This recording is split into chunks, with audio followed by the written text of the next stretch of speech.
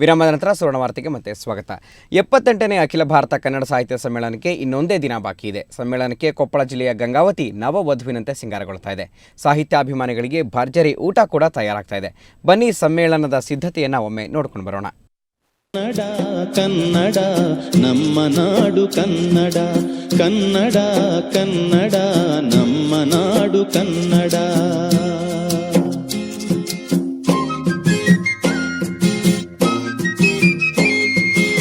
ಗಂಗಾವತಿ ಸಾಹಿತ್ಯ ಸಮ್ಮೇಳನಕ್ಕೆ ಇನ್ನೊಂದೇ ದಿನ ಬಾಕಿ. ನಾಳೆಯಿಂದ 3 ದಿನ 78ನೇ ಸಾಹಿತ್ಯ ಸಮ್ಮೇಳನ. ಭತ್ತದ ಕಣಜವೆಂದೇ ಹೆಸರಾದ ಗಂಗಾವತಿ ನುಡಿ ಜಾತ್ರೆಗೆ ಭರ್ಜರಿಯಾಗಿ ಸಿದ್ಧವಾಗುತ್ತಿದೆ. ಸಮ್ಮೇಳನಕ್ಕಾಗಿ ಕ್ರೀಡಾಂಗಣದಲ್ಲಿ ಬೃಹತ್ ವೇದಿಕೆ ನಿರ್ಮಾಣ ಮಾಡಲಾಗುತ್ತಿದೆ. 25,000 ಜನಕ್ಕೆ ಆಸನ ವ್ಯವಸ್ಥೆ ಮಾಡಲಾಗ್ತಿದೆ. ಜನರ ಒಂದು ಸಹಕಾರದಿಂದ ಇವತ್ತು ವಸತಿ ವ್ಯವಸ್ಥೆ ಇರಬಹುದು, ದಾಸೋಹ ವ್ಯವಸ್ಥೆ ಇರಬಹುದು, ಮೆರವಣಿಗೆ ವ್ಯವಸ್ಥೆ ಇರಬಹುದು, ವೇದಿಕೆ ವ್ಯವಸ್ಥೆ ಇರಬಹುದು, ಇನ್ನೂ ಅನೇಕ ಸಮಿತಿಗಳನ್ನು ಮಾಡುವುದರ ಮುಖಾಂತರ ಸರ್ವ ಜನರ ಸಹಕಾರದಿಂದ ಸಾಕಷ್ಟು ಇವತ್ತು ಪೂರ್ವ ತಯಾರಿ ಮಾಡ್ತಾ ಇದ್ದೇವೆ. ಸಮ್ಮೇಳನಕ್ಕೆ ಬರುವ ಲಕ್ಷಾಂತರ ಜನರಿಗೆ ಊಟದ ವ್ಯವಸ್ಥೆ ಕೂಡ ಮಾಡಲಾಗಿದೆ. ಜೋಳದ ರೊಟ್ಟಿ, ಪಾಯಸ ಸೇರಿದಂತೆ ಮೈಸೂರು ಪಾಕ್ ಕೂಡ ಊಟದ ಮೆನುವಿನಲ್ಲಿದೆ.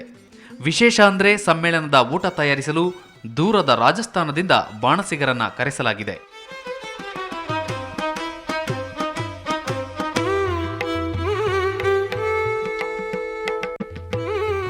50,000 ಸುಮಾರು ಜನರಿಗೆ ಊಟವನ್ನು ಬಡಿಸಲಿಕ್ಕೆ ನಾವು 700 ಬಾಣಸಿಗರನ್ನು ತಗೊಂಡ್ಬಂದಿದ್ದೀವಿ.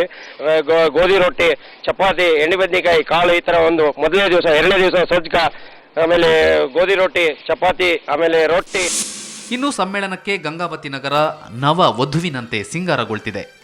ನಗರದ ಪ್ರತಿಯೊಂದು ರಸ್ತೆಗಳಿಗೂ ಮತ್ತೆ ಡಾಂಬರ್ ಹಾಕಲಾಗಿದೆ. ಎಲ್ಲೆಲ್ಲೂ ಬ್ಯಾನರ್, ಬಂಟಿಂಗ್ಸ್ ರಾರಾಜಿಸ್ತಿವೆ.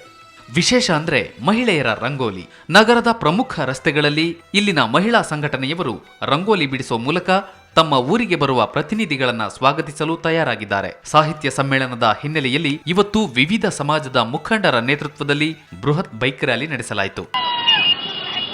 ಒಟ್ನಲ್ಲಿ ನುಡಿ ಜಾತ್ರೆಗೆ ಗಂಗಾವತಿ ಭರ್ಜರಿಯಾಗಿ ಸಿದ್ಧವಾಗ್ತಿದೆ.